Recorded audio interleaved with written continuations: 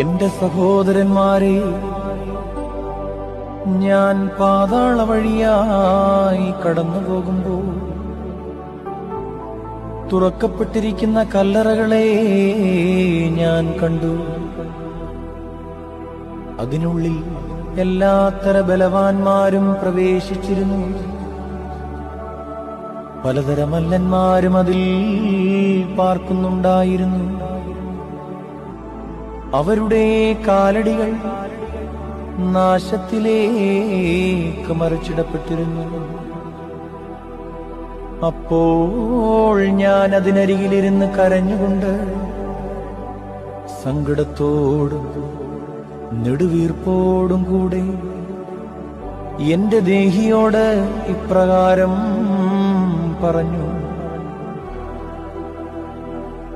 ഇതാകുന്നു നമ്മുടെ അവസാനമെങ്കിൽ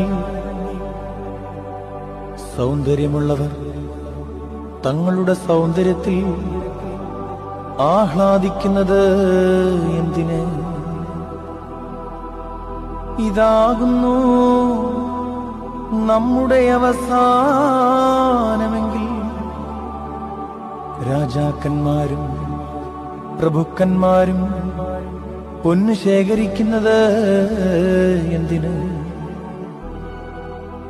ഇതാകുന്നു നമ്മുടെ അവസാനമെങ്കിൽ ധനവാന്മാർ തങ്ങളുടെ ധനത്തെപ്പറ്റി അഹങ്കരിക്കുന്നത് എന്തിന്? ഇതാകുന്നു നമ്മുടെ അവസാനമെങ്കിൽ വിദ്വാൻമാർ തങ്ങളുടെ വിദ്യയിൽ പുകഴുന്നത് എന്തിന്? ഇതാകുന്നു നമ്മുടെ അവസാനമെങ്കിൽ ജ്ഞാനികൾ തങ്ങളുടെ ജ്ഞാനത്തിൽ പ്രശംസിക്കുന്നത് എന്തിന്? ഇതാകുന്നു നമ്മുടെ അവസാനമെങ്കിൽ അധികാരികൾ തങ്ങളുടെ ശക്തിയിൽ നിഗളിക്കുന്നത് എന്തിന്?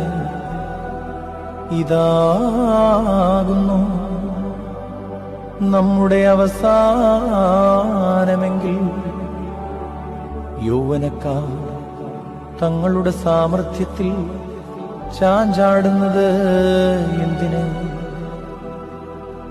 ദൈവീക സംഗീതക്കാരനായ ദാവീദേ, നിന്റെ കിന്നരങ്ങളോടുകൂടെ നീ വന്ന് മനുഷ്യൻ താൽക്കാലികനാകുന്നു എന്നും അവന്റെ ദിവസങ്ങൾ ആവി പോലെ മാഞ്ഞു പോകുന്നവയാകുന്നു എന്നും പറമ്പിലെ പുഷ്പം പോലെ പൂത്തുവാടിപ്പോകുന്നു എന്നും അവയിൽ പാടി ഞങ്ങളെ കേൾപ്പിക്കാം.